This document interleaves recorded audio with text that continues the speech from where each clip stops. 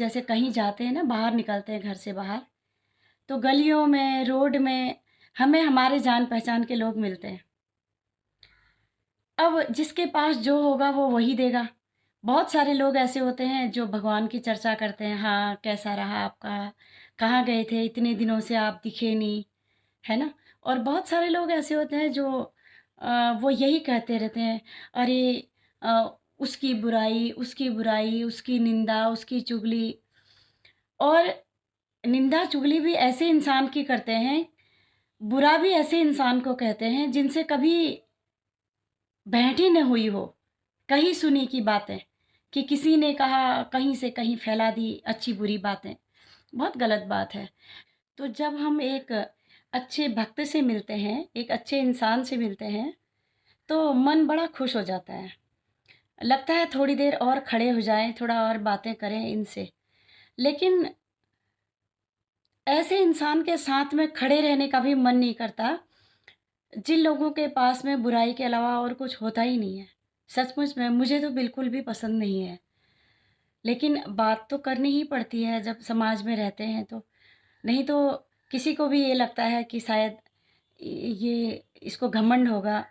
बात कम करो तो लोगों को लगता है घमंडी है। ज़्यादा बात करना तो उचित भी नहीं होता है। बातें करें तो हमेशा भगवान की करें, ईश्वर की करें, अच्छी चर्चा करें। तो मैं बता रही थी कि ऐसे ही जो है भगवान बुद्ध भी जा रहे थे रास्ते में। तो वो जो लुटेरा व्यक्ति था जो राहगीरों को लूटा करता था, तो उसने बोला, ठहरो, कहाँ जा रहे हो? तो बुद्ध ने उसकी तरफ देखा और बोला कि अरे, मैं तो ठहरा हुआ हूँ, लेकिन तुम कब ठहरोगे? तो उसको एकदम से लगा कि कैसे ठहरे हुए हैं? क्योंकि संत तो हमेशा ठहरे हुए होते हैं, लेकिन अशांत, अतृप्त वो तो हमारे जैसे लोग होते हैं। लेकिन जो संत होते हैं, वो हमेशा ठहरे हुए होते हैं।